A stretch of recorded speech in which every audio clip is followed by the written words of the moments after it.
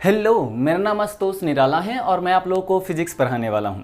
आज हम लोग देखने वाले हैं ट्रिग्नोमेट्रिक फंक्शन का डिफरेंशिएशन क्या होता है। जैसा कि हम लोगों ने पिछले लेक्चर में कुछ रूल्स देखे थे डिफरेंशिएशन के, और फिर वहां पे हम लोगों ने बात किया था कि अब मैं ट्रिग्नोमेट्रिक फंक्शन का कुछ स्टैंडर्ड फॉर्मूले, जिसको मैं फॉर्मूला बोल सकता हूँ, यहाँ पे आप लिखा हुआ भी देख सकते हैं।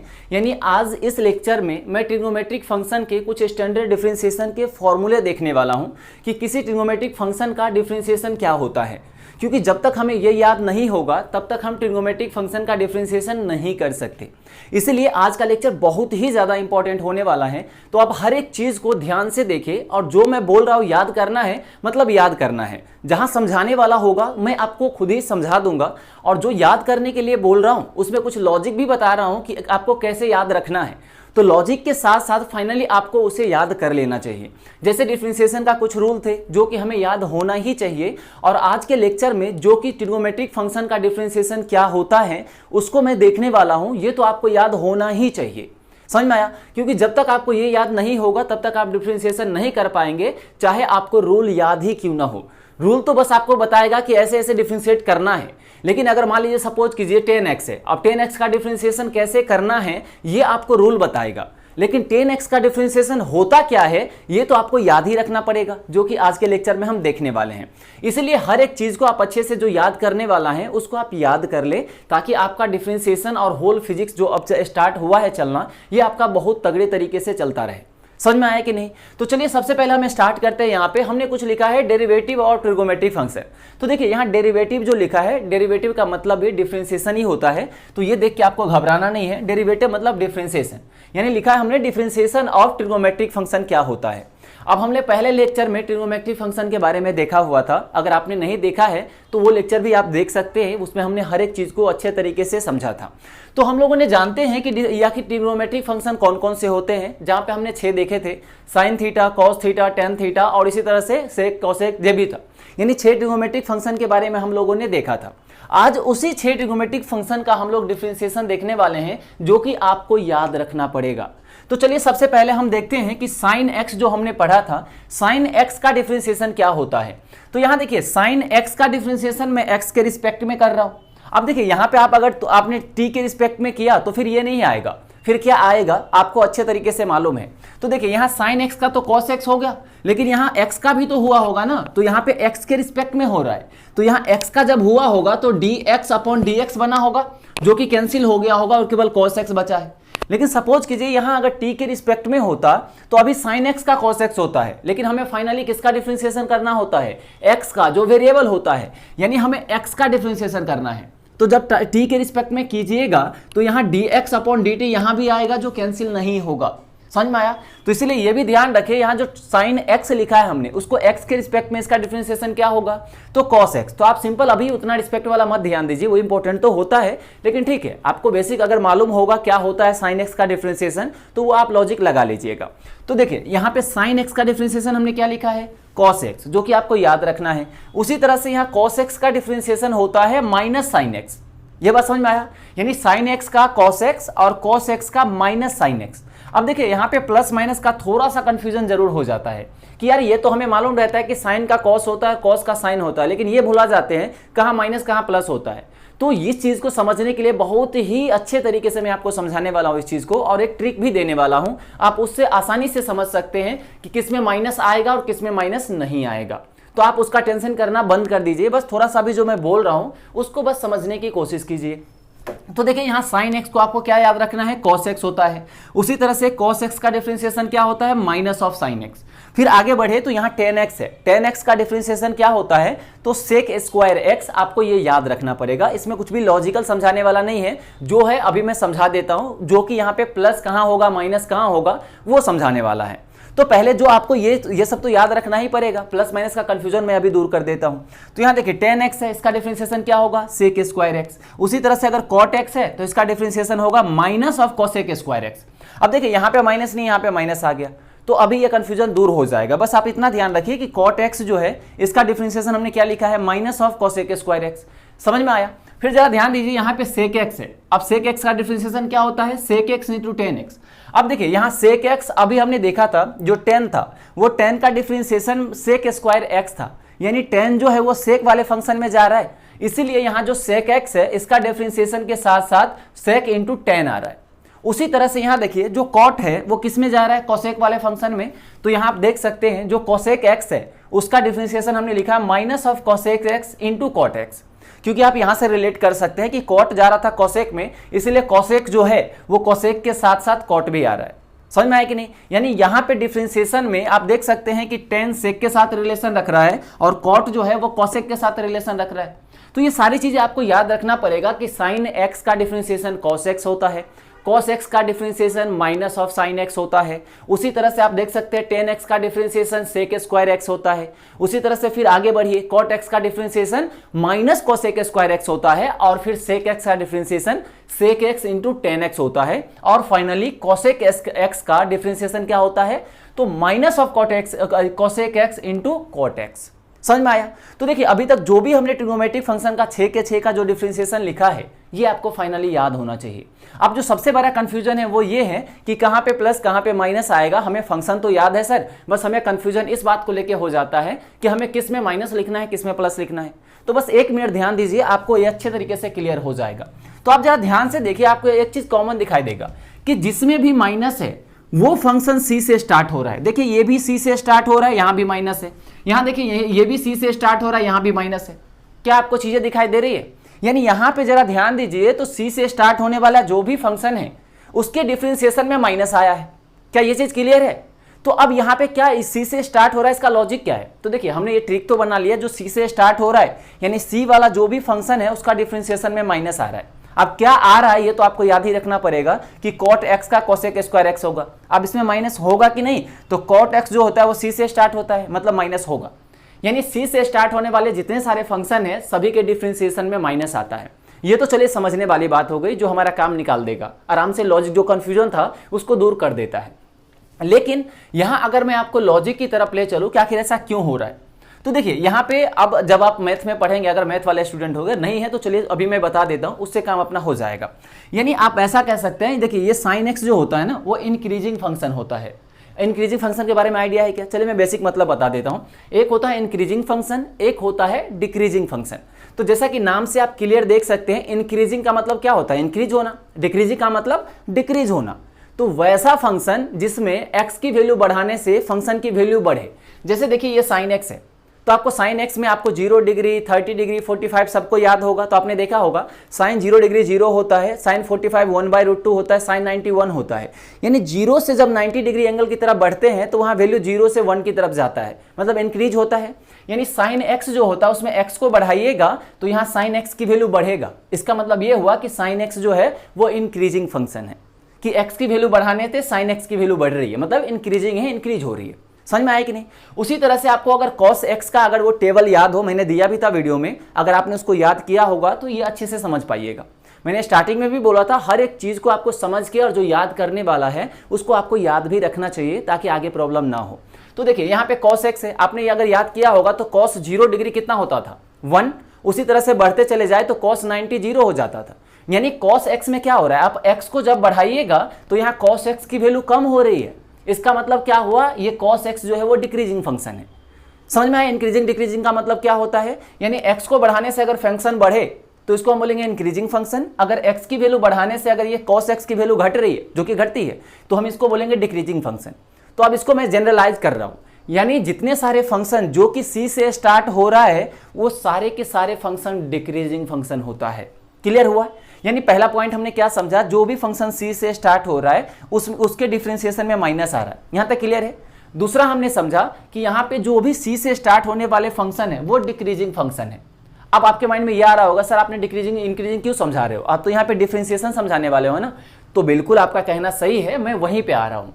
यहाँ समझ में आया, ये समझ में आया कि डिक्रीजिंग फंक्शन कौन सा है, इंक्रीजिंग कौन सा है। यानी c से जो भी फंक्शन स्टार्ट हो रहा है वो डिक्रीजिंग फंक्शन है। अब ध्यान दीजिए, जितने सारे फंक्शन डिक्रीजिंग होती है ना उसका डिफरेंशिएशन नेगेटिव होता है। आप अभी के लिए बस याद रख लीजिए, जब आगे हम पढ़ेंगे तो ये चीज भी आपका क्लियर हो जाएगा कि ऐसा मैं क्यों बोल रहा हूं। अभी मैंने क्या बोला, जितने सारे फंक्शन जो कि डिक्रीजिंग फंक्शन होता है उसका डिफरेंशिएशन नेगेटिव होता है। यही रीजन है कि जितने सारे फंक्शन c से स्टार्ट हो रहा है वो सभी में माइनस आ रहा है। क्यों? क्योंकि जितने सारे फंक्शन सी से स्टार्ट हो रहा है वो सारे के सारे फंक्शन क्या है? डिक्रीजिंग फंक्शन है, और डिक्रीजिंग फंक्शन का जो डिफरेंशिएशन होता है वो निगेटिव होता है। समझ में आया? तो यहां आप एक अपने लैंग्वेज में ये दो लाइन जरूर मेंशन कर लीजिएगा। सबसे पहला लाइन आपको क्या मेंशन करना है? सी से स्टार्ट होने वाला फंक्शन डिक्रीजिंग फंक्शन होता है, और दूसरे लाइन में आपको मेंशन करना है, और देखिए ये जो भी मेंशन कर रहे हैं आप अपने लैंग्वेज में मेंशन करें। वो अपने लैंग्वेज कुछ भी हो सकता है, अंग्रेजी, इंग्लिश, हिंदी, कुछ भी हो सकता है। समझ में आया कि नहीं? और दूसरी लाइन आपको ये मेंशन करना है कि डिक्रीजिंग फंक्शन का डिफरेंशिएशन निगेटिव होता है। हमने पहला क्या बोला था? सी से स्टार्ट होने वाले फंक्शन डिक्रीजिंग फंक्शन होता है, और डिक्रीजिंग फंक्शन का डिफरेंशिएशन निगेटिव होता है।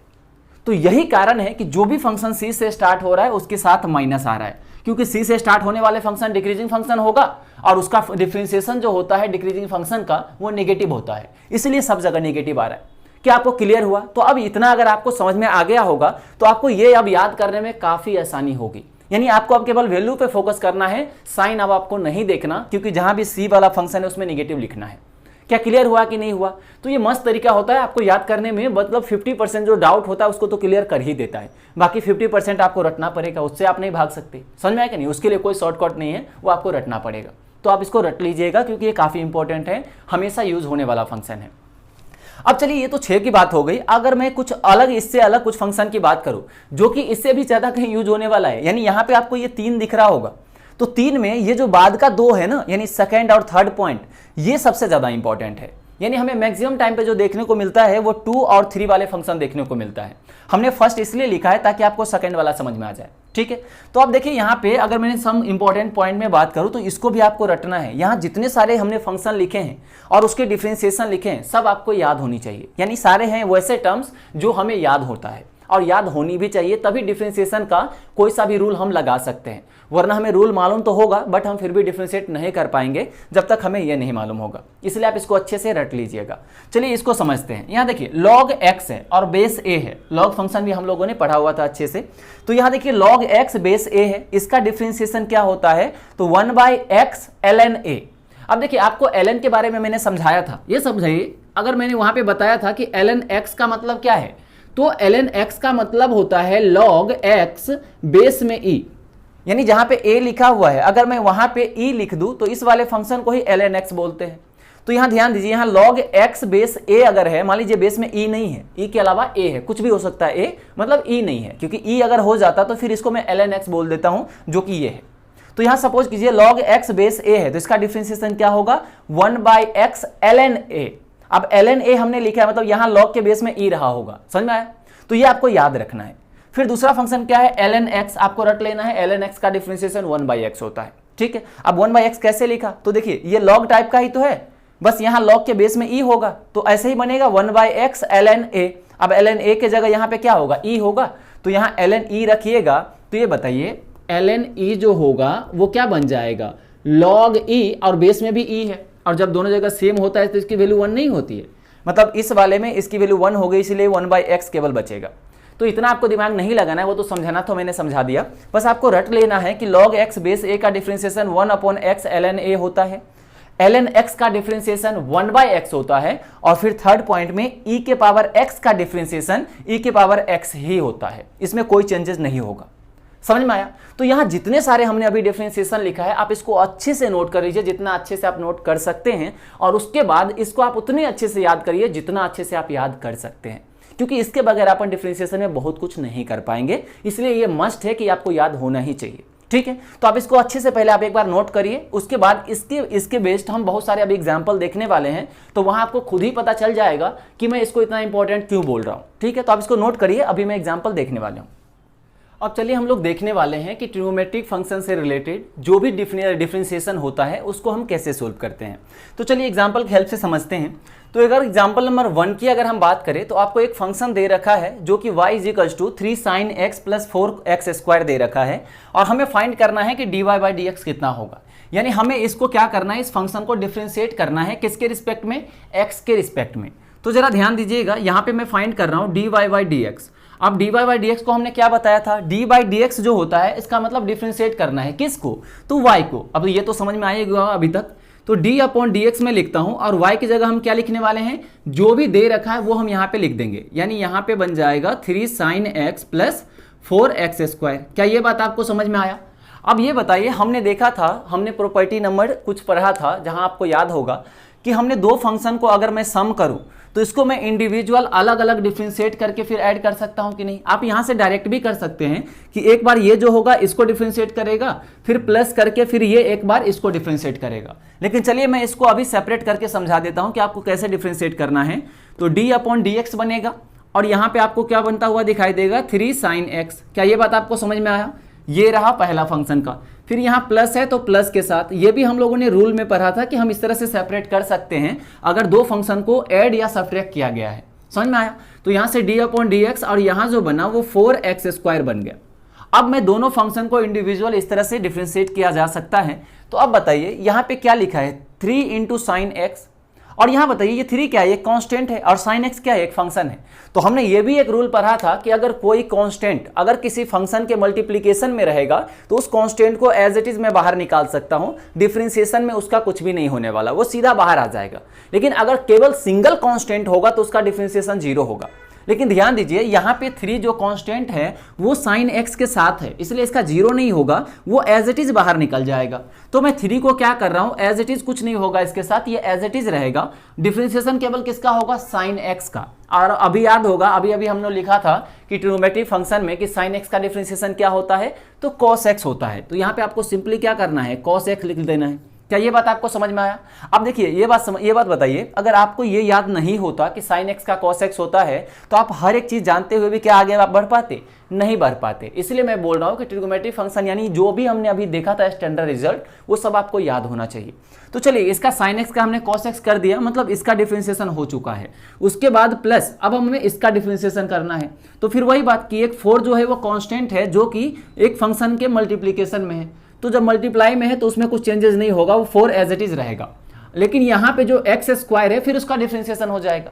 तो ये बताइए एक्स स्क्वायर का डिफरेंशिएशन आप क्या लिखिएगा, पावर को नीचे करिएगा और फिर जो पावर है उसमें से -1, यानी x के पावर 2 है उसमें से -1 करेंगे तो यहाँ पे x बच जाएगा, यानी एक्स स्क्वायर का डिफरेंशिएशन हुआ 2 इंटू एक्स।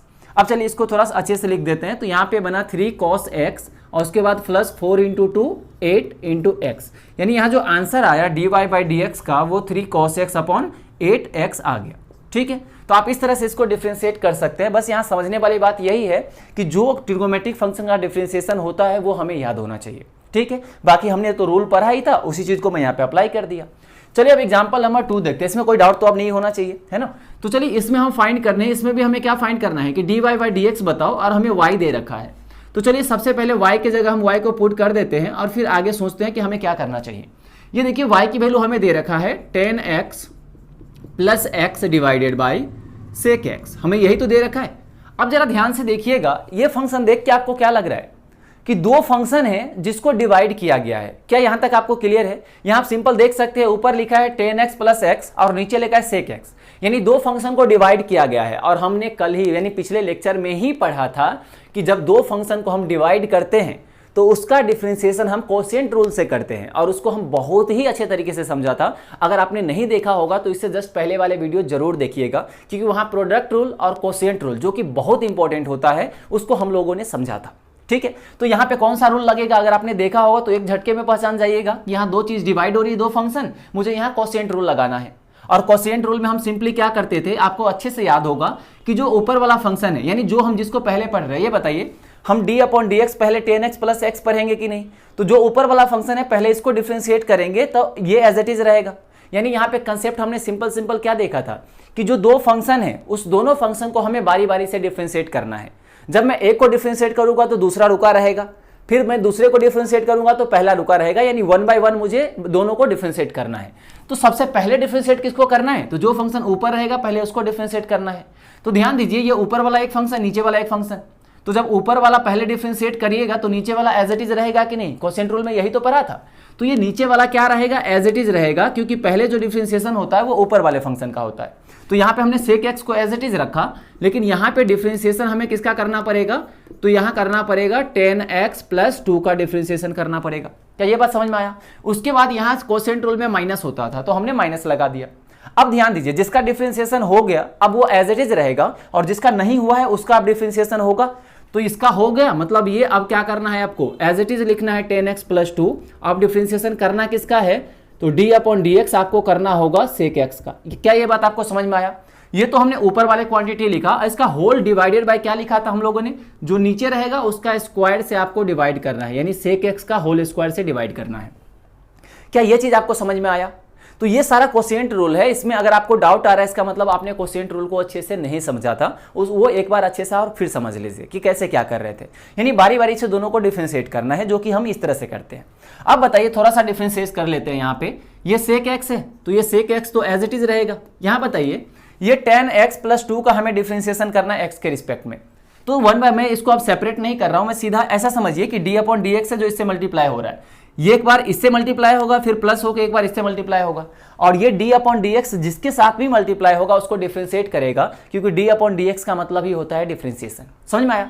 तो पहली बार ये किसको डिफरेंशिएट किया, 10x को, और 10x का अभी अभी हमने देखा था, जब तक याद नहीं रहेगा नहीं होने वाला। समझ में आया? इसलिए अच्छे से याद कर लीजिएगा हर एक ट्रिगोमेट्रिक और जो कंसेप्ट इंपॉर्टेंट लिखे थे, इंपॉर्टेंट फॉर्मूले कि डिफरेंशिएशन क्या होता है किसी फंक्शन का, वो याद रखना है। तो यहाँ बताइए 10x का हमने अभी अभी क्या लिखा था, sec स्क्वायर x। क्या ये बात क्लियर है? तो 10x का आ गया sec स्क्वायर x, फिर उसके बाद माइनस, और ये प्लस, ये 2 है ना, और 2 का क्या हो जाएगा, 0। तो चलिए मैं कुछ देर के लिए यहाँ पे लिख देता हूँ 0। क्यों 0 लिख रहा हूँ? क्योंकि 2 कांस्टेंट है, इसके साथ कोई भी फंक्शन नहीं है। तो सिंगल कांस्टेंट होता है तो सिंगल की क्या है वैल्यू, कोई वैल्यू करता है क्या सिंगल का? नहीं करता, इसलिए ये भी नहीं किया, इसको 0 कर दिया। समझ में आया कि नहीं? तो यहाँ से 0 हो गया, उसके बाद माइनस है तो माइनस लिखा। उसके बाद बताइए 10x + 2 तो एज इट इज रहेगा, तो 10x + 2 रहा एज इट इज, और यहाँ पे sec x है। और अभी अभी हम लोगों ने याद किया था कि sec x का जो डिफरेंशिएशन होता है वो sec x × 10x होता है। समझ में आया कि नहीं? तो हमने sec x × 10x लिख दिया, डिवाइडेड बाय नीचे क्या लिखा हुआ है, sec स्क्वायर x। क्या ये बात आपको समझ में आया? अब एक चीज आप देख सकते हैं, यहाँ से sec x को और यहाँ से sec x को कॉमन निकाल के और नीचे वाले एक sec x को कैंसिल कर सकते हैं।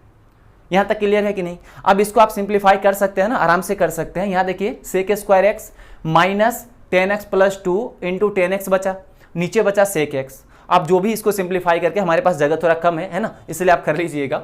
यानी यहाँ तक जो हमारे समझने वाला पार्ट था वो यहीं तक था, इसलिए मैं आगे नहीं कर रहा हूँ सोल्व, है ना।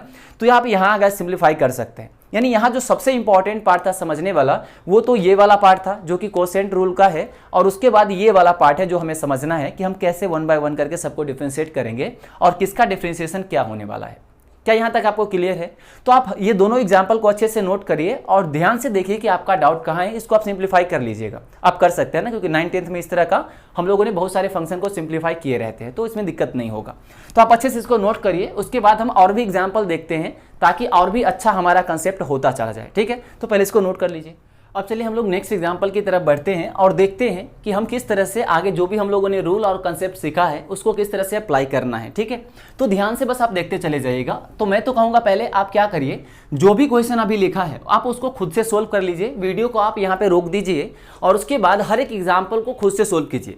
देखिए, जब भी मैं एग्जाम्पल देता हूँ तो आप ऐसा फील करिए कि आप क्लासरूम में बैठे हैं, क्योंकि पढ़ाई का जो मेथड होता है वो यही होना चाहिए कि आपको फील होना चाहिए कि हम क्लासरूम में बैठे हैं। ऐसा नहीं कि सॉल्यूशन होगा हम छाप लेंगे, उससे आपका कोई फायदा नहीं होगा, क्योंकि सॉल्यूशन जो कर रहा हूँ वो मैं कर रहा हूँ, उसमें आपका कोई रोल नहीं है। इसीलिए जब भी मैं क्वेश्चन लिखता हूँ तो उसको आप क्या करिए, वीडियो को रोकिए और पहले आप उसको सोल्व कर लीजिए, और फिर जो भी आंसर आता है फिर आप उसको स्टेप बाय स्टेप देखिए। मैं बोलूँगा, इसलिए बोल रहा हूँ देखिए, क्योंकि हम सोल्व करते करते बहुत सारे और भी कंसेप्ट के बारे में बातें करने लग जाते हैं।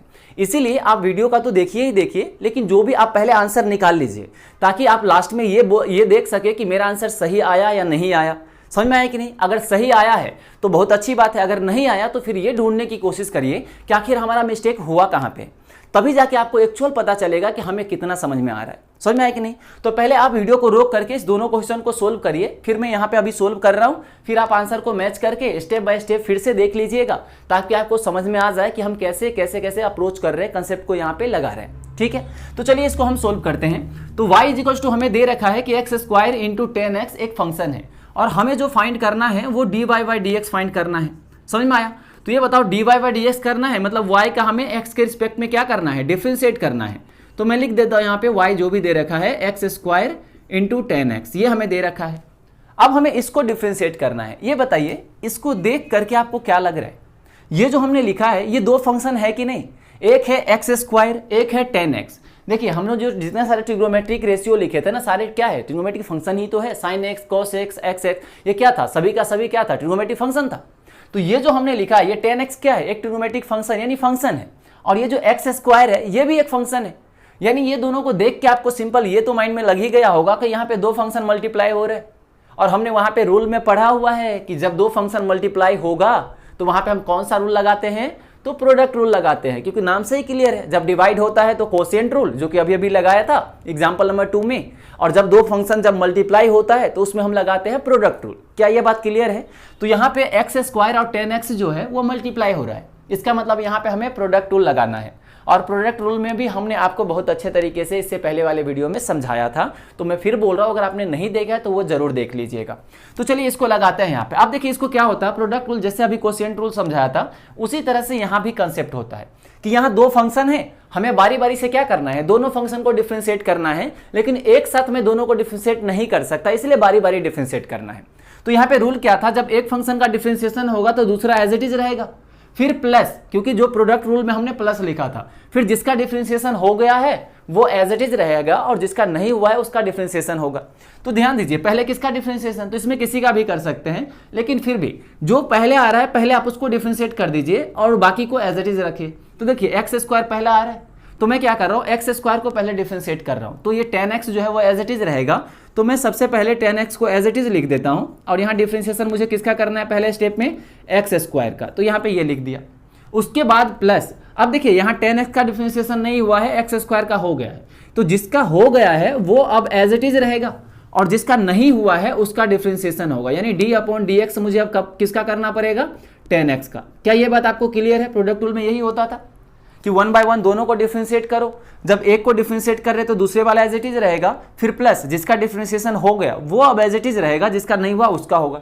देखिए बारी बारी से दोनों का डिफरेंशिएशन हो चुका है, अब इसको आप डिफरेंशिएट करते हैं। तो यहाँ देखिए tan x लिखा है, हमने tan x को एज इट इज लिखा।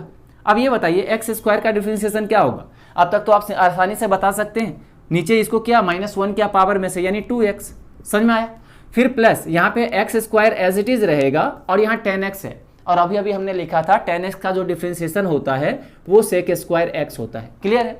अब इसको जरा सिंप्लीफाई करिए, यहाँ से क्या लिखा हुआ है, 2x इंटू tan x, उसके बाद प्लस यहाँ पे x square into sec square x. क्या ये बात आपको समझ में आया? तो जो हमें फाइंड करना था dy/dx, क्या यही वो आंसर है?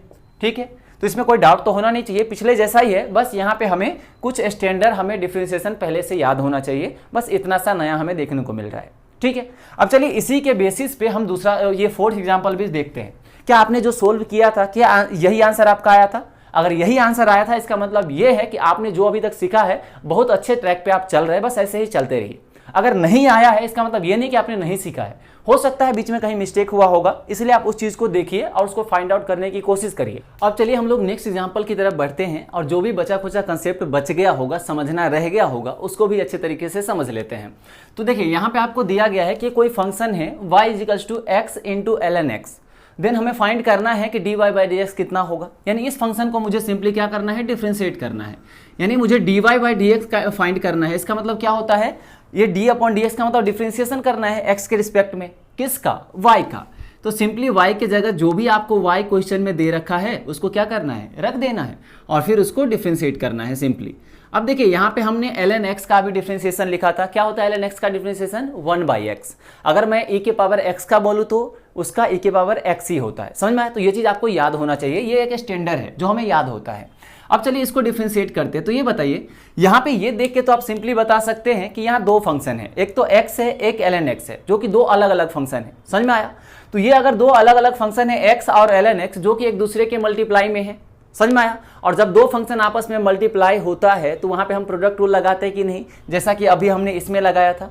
तो यहाँ पे अभी हम प्रोडक्ट रूल का हेल्प से आराम से सोल्व कर सकते हैं। और जैसा कि अभी समझाया था प्रोडक्ट रूल में कैसे करना है, 1 बाय 1 दोनों को डिफरेंशिएट करना है। जब एक को डिफरेंशिएट करेंगे तो दूसरा एज इट इज रहेगा, फिर प्लस दूसरा जिसका नहीं हुआ है डिफरेंशिएशन अब उसका डिफरेंशिएशन हुआ है होगा और जिसका हो गया है वो एज इट इज रहेगा।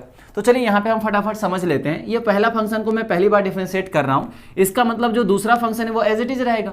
तो मैं पहली बार x को डिफरेंशिएट करूंगा तो यहाँ जो ln x दिख रहा है वो इंतजार करेगा अपनी बारी आने का, यानी ln x as it is रहेगा। और यहाँ पहली बार डिफ्रेंसिएशन हुआ dx अपॉन dx, हमने पहला x का किया तो dx अपॉन dx, मैं सीधा यहाँ 1 भी लिख सकता था।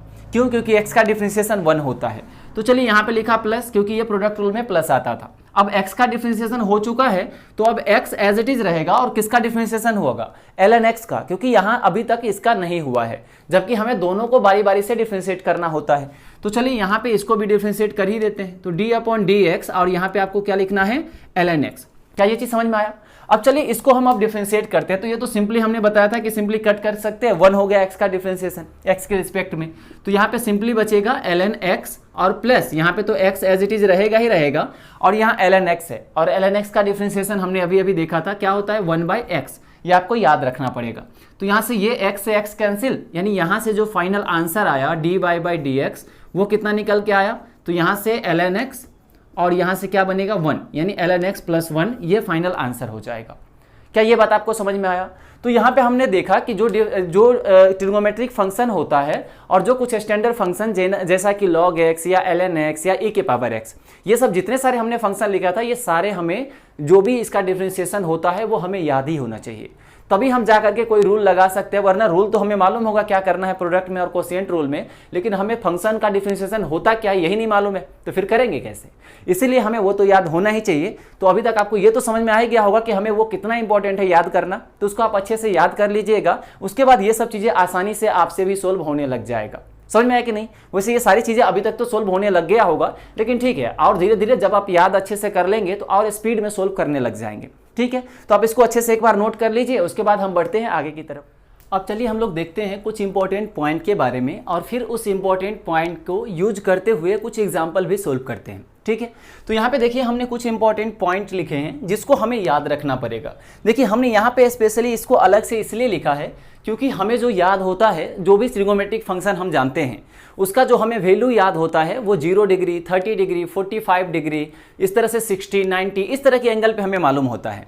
हमें यहाँ पे 53 डिग्री, 37 डिग्री पे एंगल नहीं मालूम होता है। तो ये भी एक स्टैंडर्ड एंगल ही है जो हमें याद होना चाहिए, क्योंकि आगे जब हम बढ़ेंगे, जब हम फिजिक्स में एक्चुअल हमें एंटर करेंगे, अभी क्या, अभी तो हम बेसिक मैथ पढ़ रहे हैं, जहाँ पे हम वो सारे चीज़ें पढ़ने वाले हैं जो कि पूरा 11th और 12th 2 साल में पूरा होल फिजिक्स में यूज होने वाला है। यानी मैथमेटिकल टूल्स इसीलिए इंपॉर्टेंट बहुत ज़्यादा हो जाता है क्योंकि यहाँ पे वो हम सारी चीज़ें पढ़ लेते हैं जो आगे हम 2 साल तक यूज करने वाले होते हैं। समझ में आया? इसीलिए हम मैथमेटिकल टूल्स को बोलते हैं जितना अच्छा आप कर सकते हैं उतना अच्छा कर लीजिए। अगर ये जितना अच्छा कर लेंगे आगे चल के उतने ही अच्छा फिजिक्स आपका होने वाला है, क्योंकि आगे जब भी डाउट आएगा ना, आप खुद ही देखिएगा, आपका डाउट वो पर्टिकुलर टॉपिक में नहीं होता है, आपका डाउट मैथमेटिकल टूल्स का होता है जो अभी हम पढ़ रहे हैं। इसलिए अभी आप बिल्कुल इग्नोर ना करिएगा, जो भी चीज़ है बहुत अच्छे तरीके से जितना हो सकता है उतना प्रैक्टिस करके चीज़ों को सीख लीजिएगा। अभी जितना ज़्यादा प्रैक्टिस कीजिएगा आगे चल के उतने ही ज़्यादा रिलैक्स मैनर में आप फिजिक्स को पढ़ सकते हैं और सीख सकते हैं। समझ में आया? तो इसलिए यहाँ पे जो भी चीज़ें मैं बता रहा हूँ याद करना है, मतलब याद करना है, कुछ भी नहीं सोचना, क्योंकि याद करने के साथ उसके लिए भी मैं कुछ लॉजिक भी दे रहा हूँ कि आपको याद रखने के लिए क्या लॉजिक लगाना है। तो वो लॉजिक के साथ साथ आपको चीज़ों को लर्न कर लेना है, जो समझने वाला है उसको समझ लेना है, और जहाँ तक जो कि ज़्यादातर मैक्सिमम होती है प्रैक्टिस वाली चीज़ें जो हम एग्जाम्पल करते हैं उसको आप बार बार प्रैक्टिस कीजिए, ताकि आपका अंदर से वो कॉन्फिडेंस आए कि अच्छा ऐसा क्वेश्चन है ये तो हम कर ही सकते हैं क्योंकि इस तरह का हमने पहले सोल्व किया है। समझ में आया कि नहीं? तो चलिए इसी तरह से हमने कुछ और भी इंपॉर्टेंट यहाँ रिजल्ट लिखे हैं जो भी हमें याद होना चाहिए। देखिए यहाँ पे मैं बहुत सारी चीज़ों को याद करने बोल रहा हूँ क्योंकि वो याद करने वाला ही है जो हमें याद होना चाहिए। यहाँ बताइए, ये जो हमने कुछ वैल्यू लिखे हैं आपको ये याद करना है, बस याद करने में थोड़ा सा मैं आपका सपोर्ट कर सकता हूँ। ये देखिए हमने क्या लिखा है, यहाँ 53 डिग्री, यहाँ पे 37 डिग्री, क्योंकि ये अगर 90 है, ये 53 है तो ये 37 ही होगा ना। समझ में आया कि नहीं? क्योंकि तीनों एंगल का सम 180 होता है। ये साइड हमने 3 लिया तो 3, 4, 5 इस तरह से काउंट कर दिया, नीचे में 3, फिर 4, फिर 5 यहाँ पे। समझ में आया? फिर यहाँ से देखिए साइन 30, अगर साइन 53 डिग्री लिखेंगे तो परपेंडिकुलर अपॉन हाइपोटेनस लिखेंगे तो 4/5 आ गया। उसी तरह से यहाँ पे हमने जब साइन 37 लिखा तो ये एंगल के रिस्पेक्ट में परपेंडिकुलर ये हो गया, तो परपेंडिकुलर अपॉन हाइपोटेनस ये हो गया। इसी तरह से cos 53, तो cos 53 के रिस्पेक्ट में बेस ये हो गया, हाइपोटेनस ये तो 3/5, इसी तरह से 4/5। यानी हमें यहाँ पे याद होना चाहिए कि साइन 53 का वैल्यू होता है 4/5, 37 का वैल्यू होता है 3/5, उसी तरह से कॉस 53 का वैल्यू होता है 3/5 और कॉस 37 का वैल्यू होता है 4/5। अब देखिए यहाँ पे मैं थोड़ा सा आपको हिंट दे सकता हूँ याद आसानी से कैसे रखा जाए। आपको देखिए ये चारों वैल्यू को देखने के बाद आपको ये तो लग ही गया होगा कि यार या तो 4/5 होगा या 3/5 होगा, इसमें कोई डाउट तो नहीं होगा। यानी या तो 37 डिग्री या 53 डिग्री की जब भी बात होगी, चाहे वो साइन हो या कॉस हो, या तो 3/5 आएगा या 4/5 आएगा। कंफ्यूजन इसी में होता है कि 3/5 किसके लिए आएगा, 4/5 किसके लिए आएगा। तो जरा ध्यान दीजिए, अभी मैंने कुछ देर पहले समझाया था कि जो साइन थीटा होता है वो इंक्रीजिंग फंक्शन होता है और जो कॉस थीटा होता है वो डिक्रीजिंग फंक्शन होता है, क्योंकि सी से स्टार्ट होने वाला फंक्शन डिक्रीजिंग फंक्शन होता है। तो इंक्रीजिंग फंक्शन का मतलब हमने क्या बताया था, वैल्यू आप थीटा बढ़ाएंगे तो साइन थीटा का भी वैल्यू बढ़ेगा टोटल का।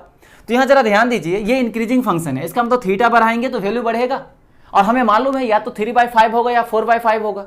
तो ये बताइए 37 डिग्री ज्यादा है या 53 डिग्री, तो 53 डिग्री ऑब्वियस सी बात है बड़ा है। तो ये साइन थीटा जो है वो इंक्रीजिंग फंक्शन है, मतलब बड़ी एंगल पे बड़ी वैल्यू मिलनी चाहिए और छोटी एंगल पे छोटी वैल्यू मिलनी चाहिए। तो अब 3/5 और 4/5 में अब एकदम कंफर्म हो चुके होंगे कि साइन थीटा के केस में साइन इंक्रीजिंग फंक्शन है, मतलब बड़ा एंगल पे बड़ा वैल्यू, छोटा एंगल पे छोटा वैल्यू। जबकि वहीं पे cos थीटा की बात करें तो cos थीटा होता है डिक्रीजिंग फंक्शन, इसका मतलब हम थीटा बढ़ाएंगे तो cos थीटा की वैल्यू कम होगी। समझ में आया? तो यहाँ बताइए ये 37 और 53 में 53 बड़ा है, इसका मतलब बड़ा एंगल पे छोटा वैल्यू मिलना चाहिए। तो यहाँ से आप बिल्कुल क्लियर हो सकते हैं कि जो या तो वैल्यू 3/5 होगा या 4/5 होगा, चाहे वो साइन थीटा का कुछ बने या cos का बने। तो अब कंफ्यूजन हो गया बिल्कुल दूर, क्योंकि साइन थीटा इंक्रीजिंग फंक्शन है, बड़ी एंगल पे बड़ा वैल्यू, यानी 53 पे 4/5, 37 पे 3/5। उसी तरह से cos थीटा होता है डिक्रीजिंग फंक्शन, इसका मतलब थीटा बड़ा होगा तो वैल्यू छोटा होगा, यानी 53 पे 3/5 और 37 पे 4/5। क्या ये चीज समझ में आया? तो आपको मैं रखने का थोड़ा तरीका बता सकता हूं, बाकी आपको याद तो रखना ही पड़ेगा। ठीक है, तो आप इस तरह से कुछ यूज करते हैं कंसेप्ट को तो आपको आसानी होगा याद रखने में, आप लॉन्ग टर्म तक अच्छे तरीके से याद रख सकते हैं, कंफ्यूजन नहीं होगा। ठीक है, अब चलिए इसी के बेसिस पे हम कुछ यहाँ पे हमें डिफ्रेंसिएशन दे रखा है, मैं इस डिफ्रेंसिएशन को सोल्व कर रहा हूँ। अब देखिए यहाँ पे अभी तक जो भी हम लोगों ने डिफ्रेंसिएशन किया था वहाँ पे हमने उसका कोई वैल्यू नहीं निकाला था, बस डिफ्रेंशिएट करके फंक्शन के टर्म में ही छोड़ देते थे। लेकिन इस बार हमें कुछ डिफ्रेंसिएशन किसी वैल्यू पे करना है, जरा ध्यान दीजिएगा कैसे। तो यहाँ पे हमने क्या दे रखा है, हमें एक फंक्शन दिया है जो कि एफ ऑफ थीटा है। अब एफ ऑफ थीटा देख के तो कंफ्यूजन नहीं हो रहा है ना, यहाँ एफ ऑफ थीटा का सिंपल मतलब जैसे एफ ऑफ एक्स लिखते थे तो क्या बोलते थे, ये फंक्शन ऑफ एक्स है, उसी तरह से ये फंक्शन ऑफ थीटा है। जहां पे राइट साइड देखिए सब जगह थीटा दिख रहा है कि नहीं, एक्स कहीं दिख रहा है नहीं, क्योंकि ये थीटा का फंक्शन है तो सब जगह थीटा ही होगा। ठीक है, तो यहाँ पे आपको एक फंक्शन दे रखा है और आपको फाइंड करना है कि एफ डैश 53 डिग्री कितना होगा। तो आपको ये सीधा ये 53 डिग्री को यहाँ पे थीटा की जगह उठा के नहीं रख देना है, पहले ध्यान दीजिए एफ डैश पहले पढ़ रहे हैं ना, मतलब पहले आपको डिफ्रेंशिएट करना है एफ डैश का। जैसे हम लोगों ने देखा था कि जो वाई डैश होता है, वाई डैश का मतलब क्या होता है, dy बाई डी एक्स। उसी तरह से अगर मैं देखूं तो एफ डैश का मतलब क्या है, df अपॉन डी थीटा। अब यहाँ पे डी थीटा में क्यों बोल रहा हूँ नीचे में, क्योंकि यहाँ थीटा वेरिएबल है तो थीटा के रिस्पेक्ट में ही डिफरेंशिएट हुआ होगा, जबकि यहाँ y में क्या था, x वेरिएबल था, y is to f of x, तो इसीलिए हमने dy बाई डी एक्स लिखा था। समझ में आया? तो यहाँ पे सबसे पहले हम क्या करेंगे, इसको डिफरेंशिएट करेंगे और डिफरेंशिएशन करने के बाद जो वैल्यू आएगी उसमें मैं थीटा को 53 डिग्री निकालूंगा, क्योंकि हमें पूछा जा रहा है कि एफ डैश की वैल्यू बताओ 53 डिग्री एंगल पे कितना होगा। तो चलिए उसको कैलकुलेट कर लेते हैं। तो सबसे पहले हमें जो कैलकुलेट करना है वो df upon D theta calculate करना है, जिसको मैं शॉर्टकट में क्या बोल सकता हूँ, एफ डैश। एफ डैश का मतलब यहाँ पे क्या है, यहाँ पे एफ डैश का मतलब है df अपॉन डी थीटा। ठीक है, अब चलिए इसको डिफरेंशिएट कर लेते हैं। ये तो हमने डिफरेंशिएट अभी तक ढेर सारा एग्जाम्पल कर चुके हैं। यहाँ f की वैल्यू रख दीजिए, तो यहाँ बचेगा ये five sine theta plus 20 cot theta minus 50 cos theta. क्या ऐसे ही कुछ लिखा हुआ है? अब मुझे इसको डिफरेंशिएट करना है।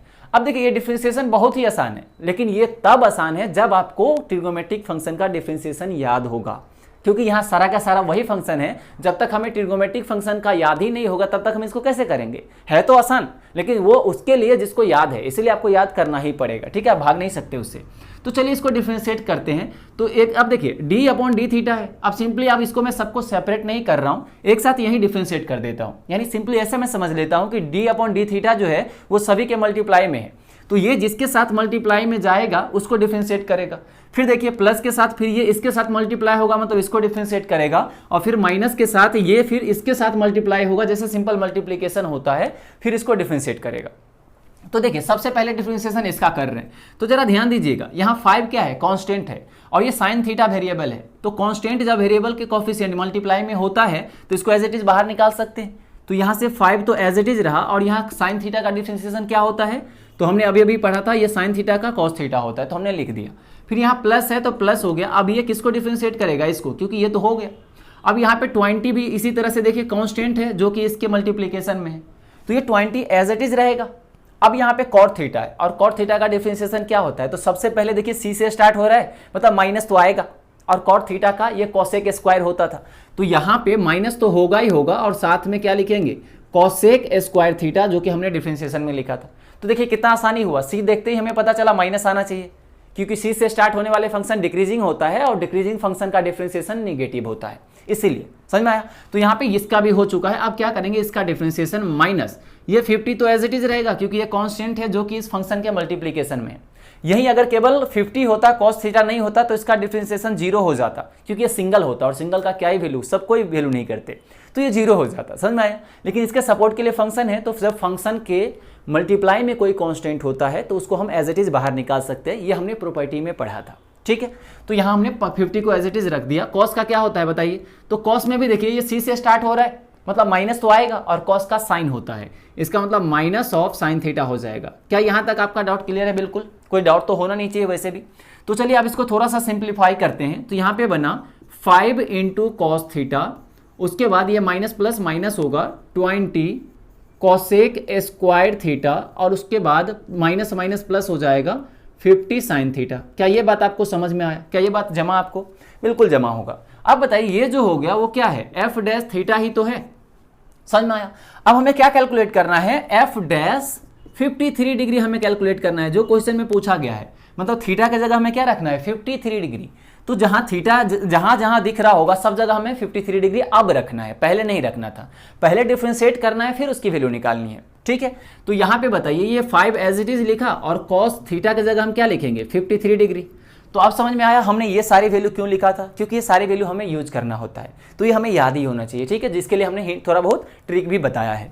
तो यहाँ पे इसकी वैल्यू लिख दिया, फिर माइनस 20 इंटू यहाँ पे देखिए कॉसेक स्क्वायर इंटू 53 डिग्री लिख देता हूँ यहाँ पे थीटा की जगह, फिर प्लस 50 इंटू साइन 53 डिग्री, जो हमें एंगल दे रखा है फाइंड करने के लिए, ठीक है। अब बात आती है देखिए कि cos 53 हमें मालूम है बड़ा एंगल पे छोटा वैल्यू मतलब 3/5। हमें अभी देखा या तो 4/5 होगा या 3/5 होगा, तो 37 53 की बात अपन करते हैं तो 53 बड़ा एंगल है, मतलब यहाँ 3/5 आएगा, क्योंकि cos थीटा डिक्रीजिंग फंक्शन है, तो बड़ा एंगल पे छोटा वैल्यू, ठीक है। यहाँ पे भी हमें मालूम है साइन 53 है, साइन होता है इंक्रीजिंग, मतलब बड़ी एंगल पे बड़ी वैल्यू मतलब 4/5। लेकिन दिक्कत यह है कि कोसेक स्क्वायर की वैल्यू हमें 53 हमें नहीं मालूम, लेकिन वैसे लिख तो सकते हैं ट्रायंगल से, लेकिन ठीक है आपको ट्रायंगल नहीं मालूम, बस ये मालूम है, तब कैसे सोचेंगे। तो हमें मालूम है जो कोसेक थीटा होता है, आप याद करिए सबसे पहले लेक्चर जब हमने पढ़ा था कि कोसेक थीटा को हम क्या लिख सकते हैं, 1/sin थीटा, क्योंकि sign theta into cosec theta. क्या मैंने कुछ गलत बताया? हमने बताया था ना जो कॉस होता है, ये कोसेक होता है और साइन होता है एक दूसरे के इनवर्स होता है, याद कीजिए पहला लेक्चर। तो sine theta into cosec theta is equals to 1 होता है, इसका मतलब cosec theta is equals to 1/sin theta, ये हमने लिखा हुआ था। तो इसको आप सिंपली क्या बोल सकते हैं, ये लिखा है 1/sin स्क्वायर थीटा, क्योंकि कोसेक स्क्वायर थीटा है, इसका मतलब 1/sin स्क्वायर थीटा है।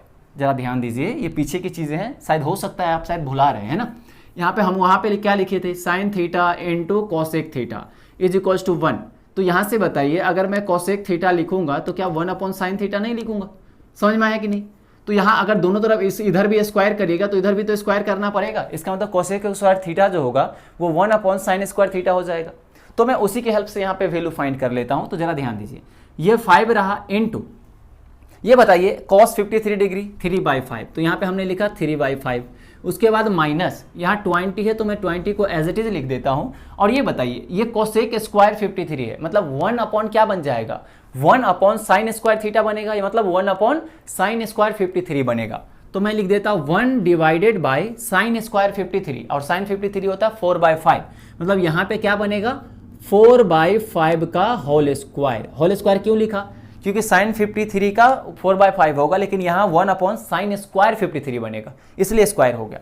यहाँ से तो वैल्यू इसकी आ गई कोसेक स्क्वायर 53 का। फिर उसके बाद प्लस 50 डिग्री इंटू साइन 53 फिर से आ गया, मतलब 4/5 5 हो जाएगा। क्या ये बात आपको समझ में आया? अब जो भी कैंसिल हो रहा है उसको हम कैंसिल कर देते हैं। यहाँ से ये 10 टाइम्स में कैंसिल हो जाएगा। कुछ यहाँ कैंसिल हो रहा है क्या? तो ध्यान दीजिए, यहाँ 16/25 बनेगा। तो ठीक है, आप यहाँ पे सोल्व कर सकते हैं। चलिए मैं थोड़ा सा सोल्व कर देता हूँ। यहाँ 10 × 40 कितना बनेगा? 10 × 4 40, और यहाँ 3 है, तो 40 + 3 कितना बना? 43। तो यहाँ से हमने लिखा 43, और फिर माइनस यहाँ से ये 20 है, और ये बनेगा 4 का स्क्वायर 16, और ये 5 का 25। तो 16/25, 25 चला जाएगा ऊपर। तो यहाँ 25 × 20 करेंगे तो कितना बचेगा बनेगा? तो 500। समझ में आया कि नहीं? आप उसको मल्टीप्लाई कर सकते हैं। ये 25 ऊपर गया, ये इससे मल्टीप्लाई हो जाएगा, मतलब यहाँ से 500 बना, और 500 डिवाइडेड बाय क्या बनेगा? यहाँ से 4 का स्क्वायर 16। तो आप इसको सिंप्लीफाई कर लीजिएगा, यहाँ से आपको आंसर मिल जाएगा। दोनों को मल्टीप्लाई करके आप आराम से निकाल सकते हैं। समझ में आया? तो क्या आपको ये इंपॉर्टेंट है यहाँ पे समझना कि क्या आपको ये समझ में आया कि हम किसी डिफरेंशिएशन की वैल्यू किसी पर्टिकुलर एंगल पे कैसे कैलकुलेट करेंगे, या किसी पर्टिकुलर वैल्यू पे कैसे कैलकुलेट करेंगे डिफरेंशिएशन में। ठीक है, तो जो भी डिफरेंशिएशन से क्वेश्चन बन सकता था वो मैंने आपको सब कुछ समझा दिया। जो भी अभी तक प्रॉपर्टी पढ़ा था उसके बेसिस पे प्रॉपर्टी अभी भी बचा हुआ है, जो कि हम नेक्स्ट लेक्चर में देखने वाले हैं, जो कि अभी जो हमने पढ़ा है ना उससे भी ज्यादा बोला जा सकता है या उसके जैसा ही इंपॉर्टेंट है।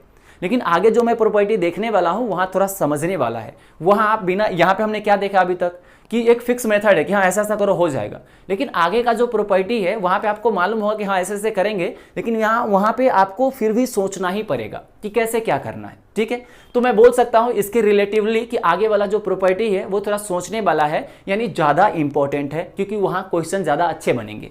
ठीक है, तो आप यहाँ तक कि जो भी है हमने स्टैंडर्ड रिजल्ट लिखे, जो भी हमने प्रॉपर्टी लिखी है, उसको आप एक बार अच्छे से रीड करिए, अच्छे से सब हर एक एग्जाम्पल को सोल्व करिए, और जो हमने स्टैंडर्ड रिजल्ट लिखे सबको अच्छे से याद रखिए, ताकि जब भी हम नेक्स्ट वाला रूल पढ़ेंगे, जो भी हम क्वेश्चन करेंगे वहां आप धड़ल्ले से क्वेश्चन को लगा सके बिना डरे। समझ में आया? हम मिलेंगे नेक्स्ट लेक्चर में। जय हिंद।